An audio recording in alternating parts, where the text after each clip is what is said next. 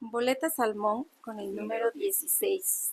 Hoy tenemos al candidato a magistrado de la Sala Regional Jalapa del Tribunal Electoral del Poder Judicial de la Federación. Él es Víctor Manuel Rosas Leal. Si usted desea votar por él, va a aparecer en la boleta Salmón con el número 16. Qué gusto tenerlo por aquí, candidato. Sabemos que usted viene de Veracruz. Qué gusto de verdad que se haya dado el tiempo para visitar estas tierras oaxaqueñas. No, al contrario, es un honor y un gusto estar aquí en Oaxaca, un estado clave justamente tan importante para la sala regional. El grueso de los asuntos que tenemos en la sala regional justamente son de aquí de Oaxaca, entonces es un estado muy importante y evidentemente, además de lo hermoso que es, no podía dejar de venir a visitarlos y de tratar de hacer el esfuerzo para convencer a las personas de por qué somos la mejor opción. ¿Y quién es Víctor Manuel Rosas Leal?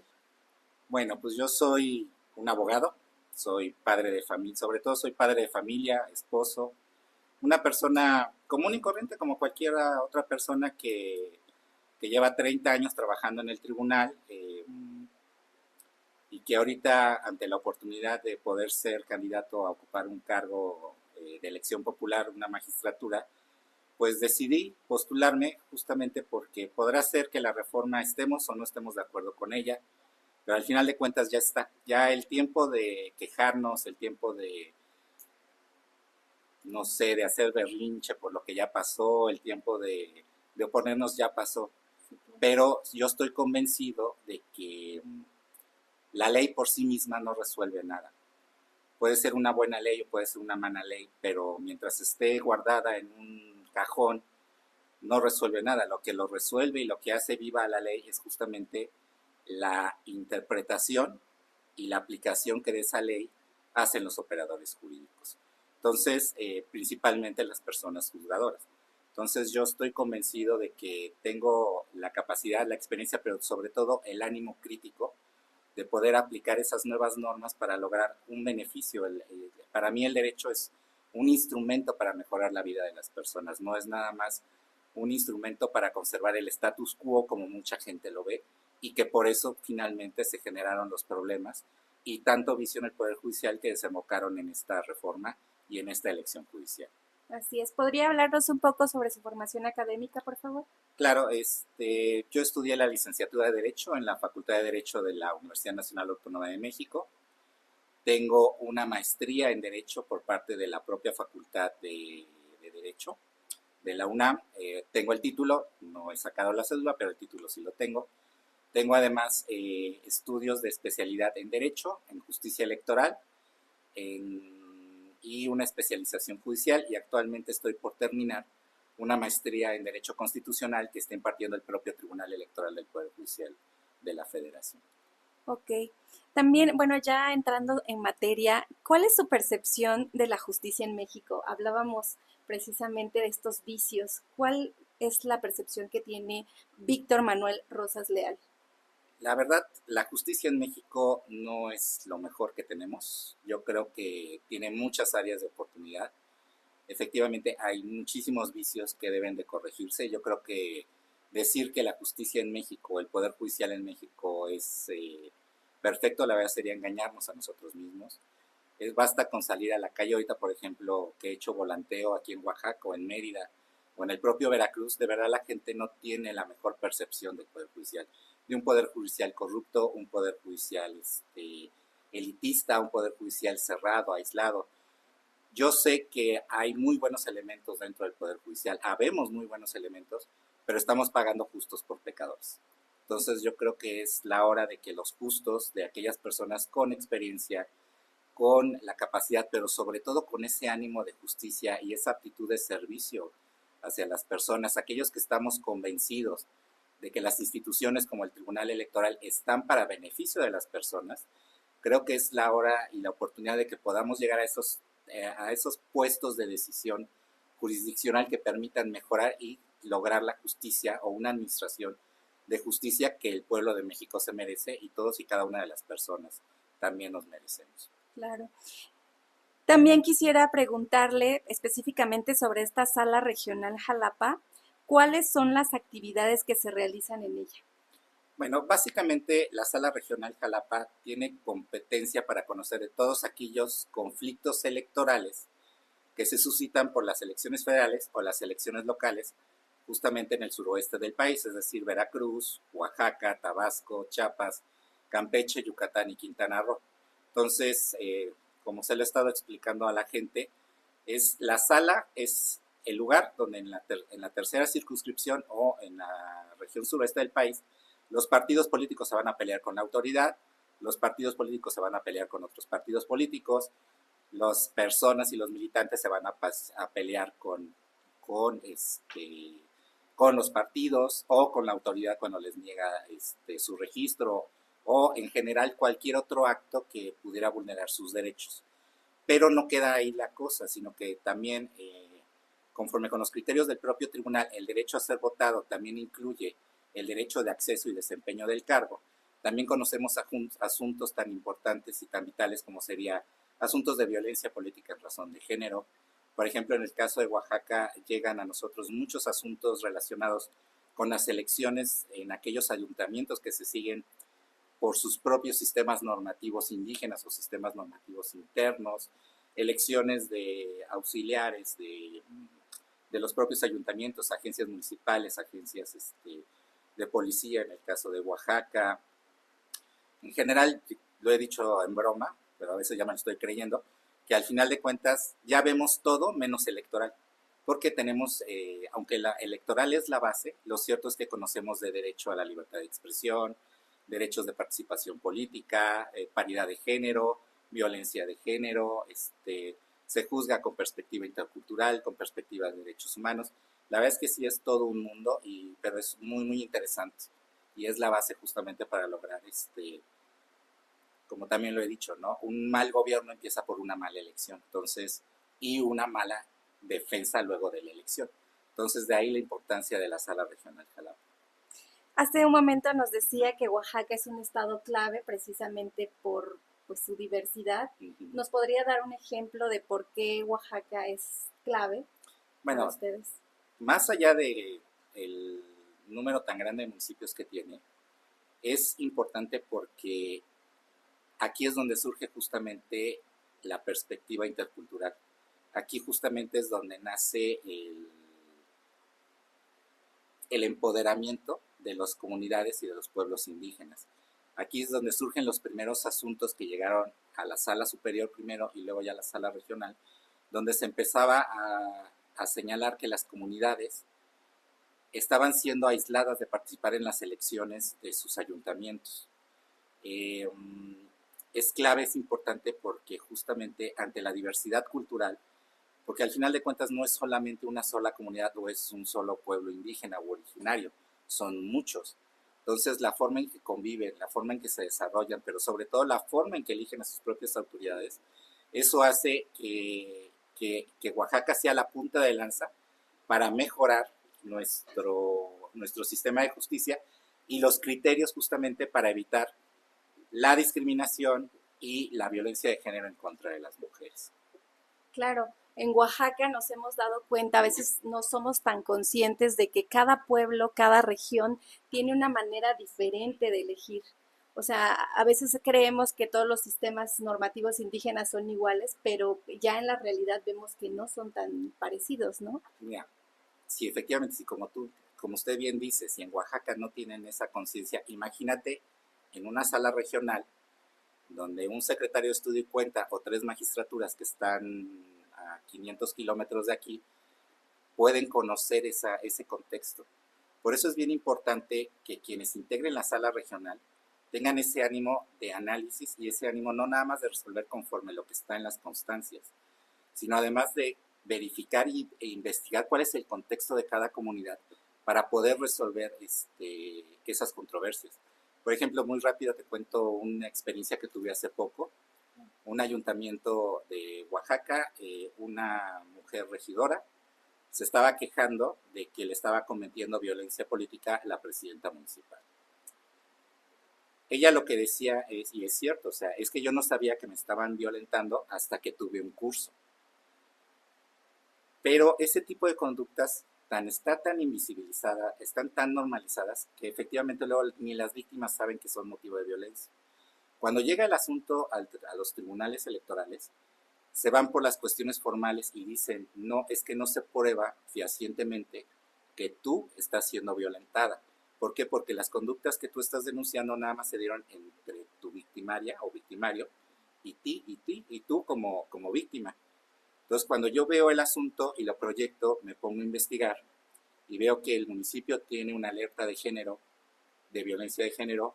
Hay circunstancias, por ejemplo, hay declaraciones de otras personas que si no bien eran testigos directos, sí habían escuchado o también habían sido víctimas de otro tipo de violencia o de presiones. Y la actora bien importante nos decía, no juzgues nada más con la perspectiva de género, juzga con la perspectiva intercultural. Entonces, te estaba pidiendo, y lo que se hizo en esa sentencia fue resolver con una perspectiva de género intercultural. Hay un voto particular. El secretario que lo dictaminó nunca entendió qué significaba esa interseccionalidad. Y no es que la suma de categorías sospechosas o de categorías discriminatorias te generen que efectivamente le vas a dar la razón a la presunta víctima.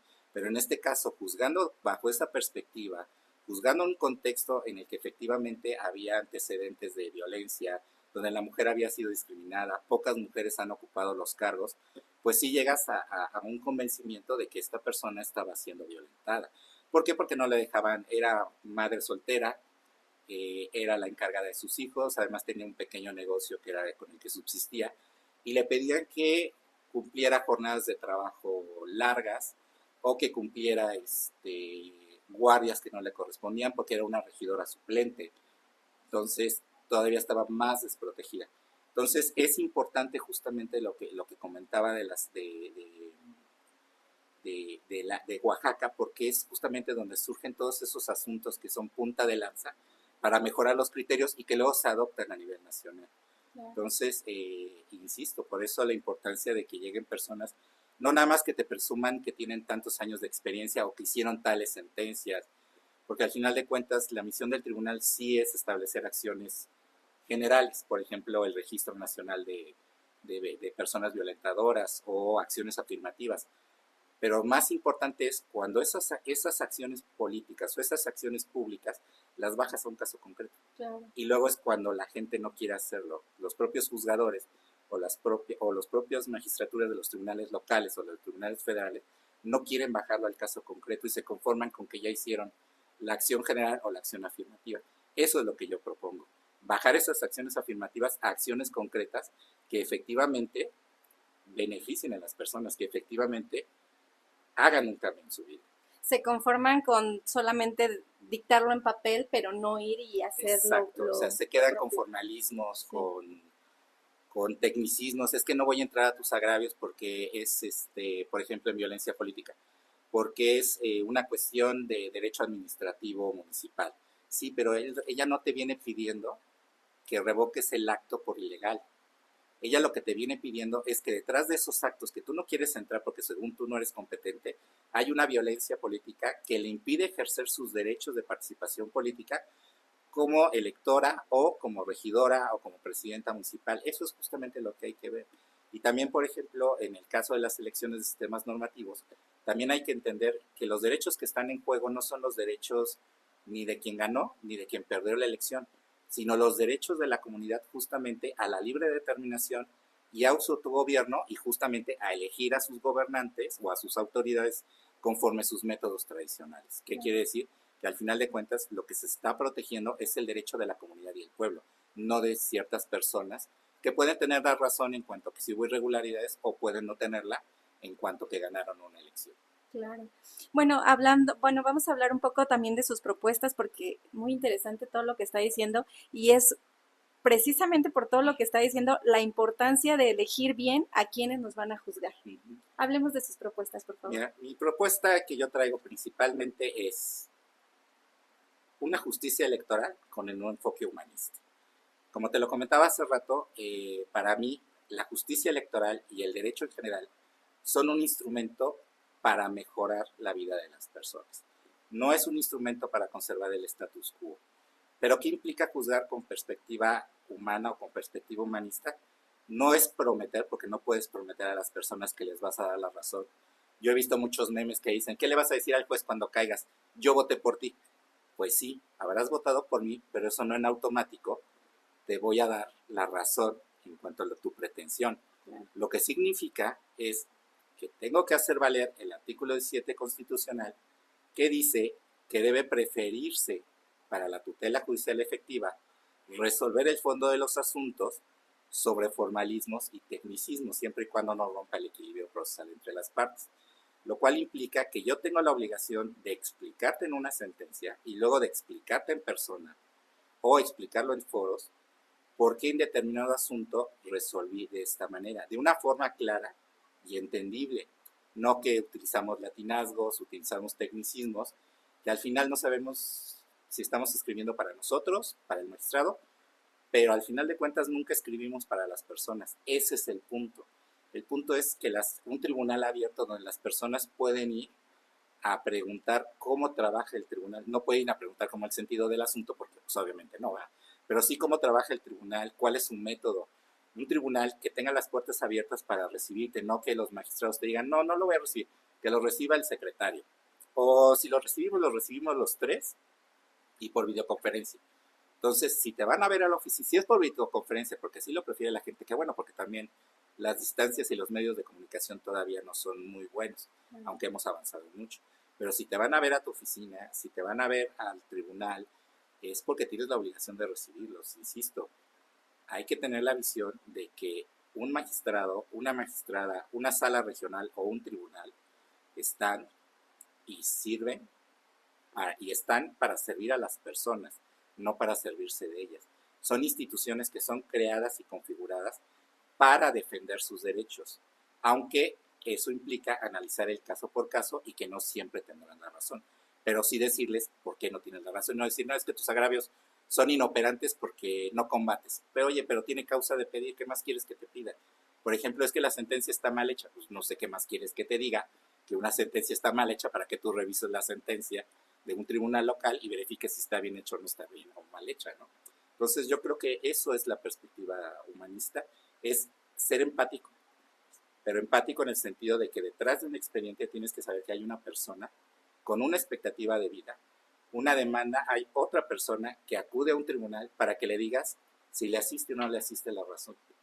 Eso es lo que tienes que hacer y no nada más darle la vuelta a los asuntos y pensar que porque sacas muchos asuntos en poco tiempo, ya eres un buen juzgador, cuando en realidad habría que ver la calidad de esas sentencias. Entonces yo sí conmino a las personas no nada más que vayan a la página del INE a verificar las propuestas de cada una de las candidaturas, sino que hagan, yo sé que es difícil, pero hagan un esfuerzo más para que busquen esos antecedentes. ¿Quién está detrás de cada candidatura? Si efectivamente ahorita todo el mundo decimos que somos las hermanas Teresas de Calcuta y somos súper expertos y somos súper empáticos con las personas, pero si tú checas los antecedentes de muchos candidatos, o que no tenemos lazos políticos, o que nadie nos está apoyando, cuando en realidad es obvio y a veces hasta patente que traes apoyos, que tú no eres así. Por eso es que también otro de los puntos que traigo de la campaña es la congruencia.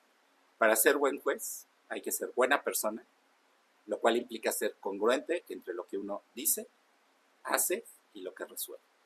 Si tú no eres congruente entre lo que dices y haces, entonces aguas con lo que resuelves. Podrás tener mucha experiencia, podrás haber emitido muchas sentencias, pero no es sentencias. O sea, no, esas sentencias a lo mejor dicen el derecho, pero no hacen justicia.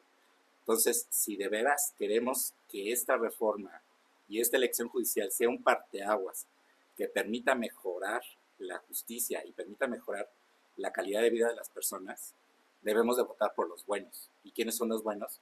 Los que tienen la experiencia, pero además han demostrado a lo largo de su vida que son buenas personas y que son congruentes entre lo que hacen y lo que dicen. Claro, la congruencia. ¿Cuánto pedimos en México esa congruencia con los políticos, sobre todo porque a veces es tan... Es que esa es la otra cuestión. Nosotros, bueno, yo no soy político y creo que la mayoría de las candidatas no lo somos.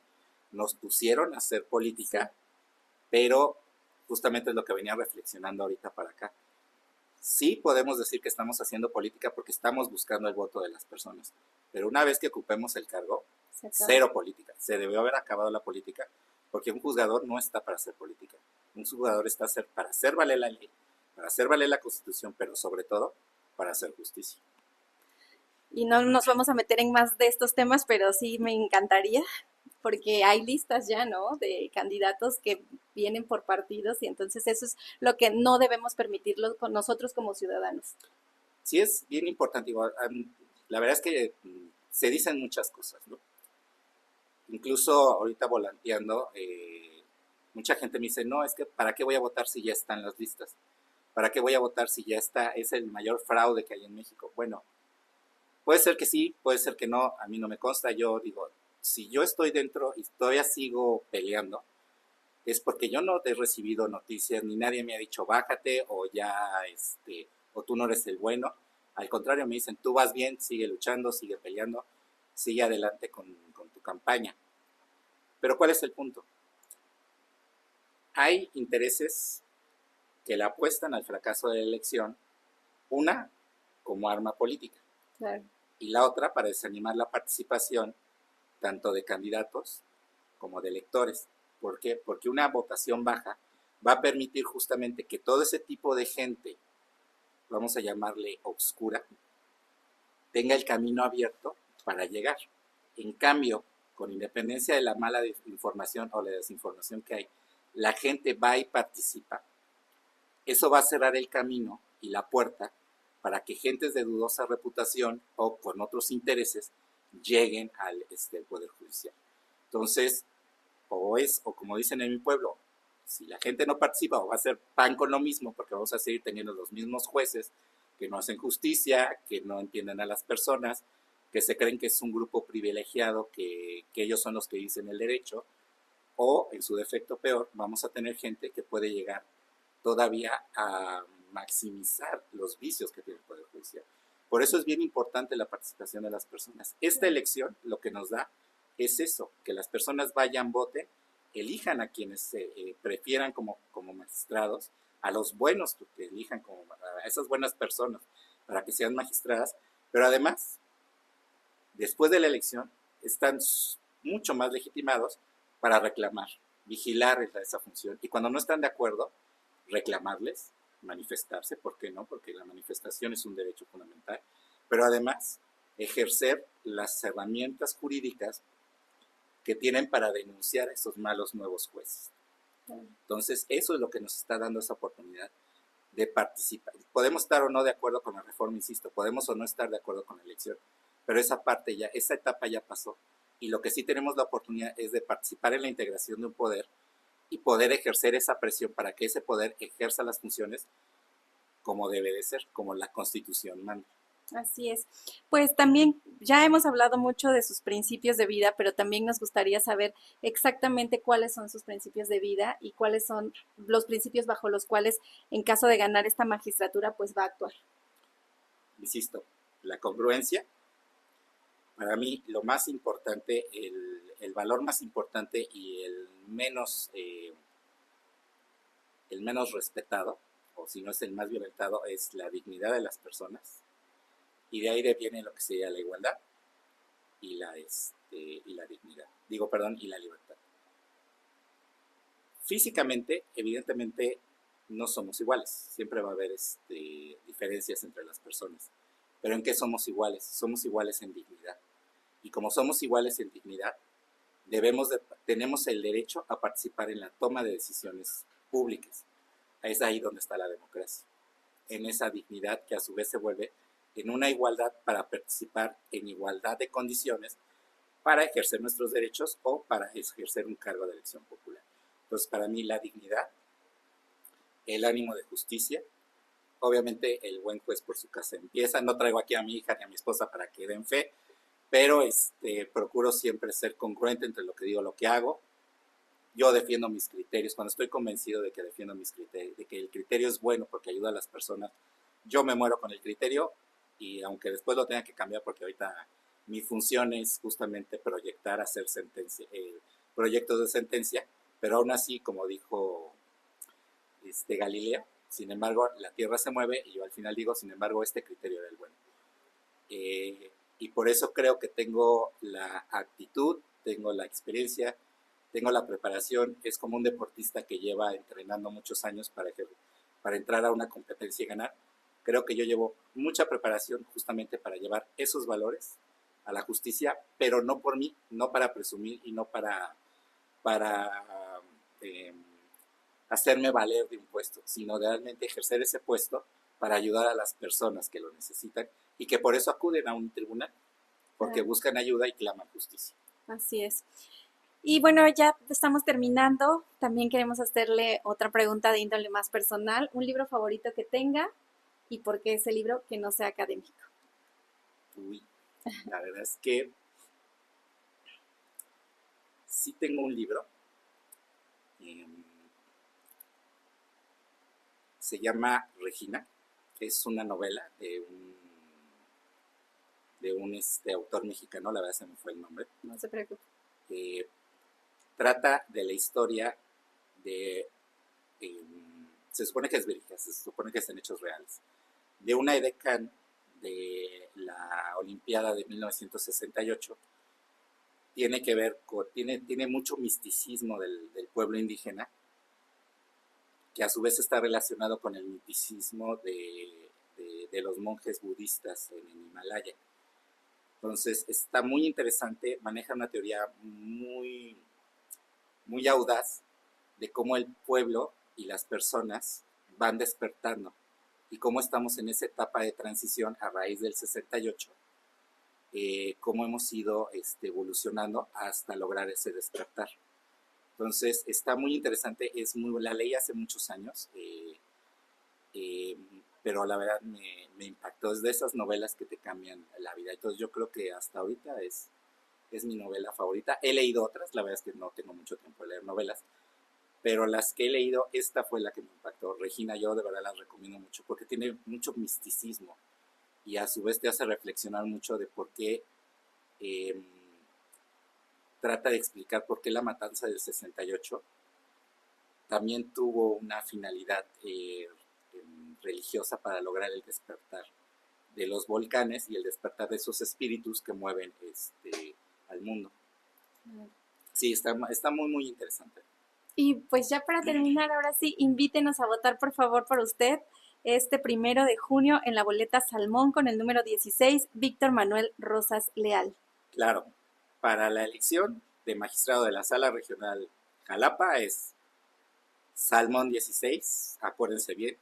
Rosas es mi apellido, pero no es mi color. Mi color es Salmón 16, Salmón 16. Ese es el bueno para magistrado de la Sala Regional Jalapa. Y vamos a votar todos también como oaxaqueños, nos toca votar por esta sala regional. Por favor. Sí, y como bien lo decía usted, hay que participar, no hay que quedarnos con con estas visiones que nos dicen, no, ya está todo dado.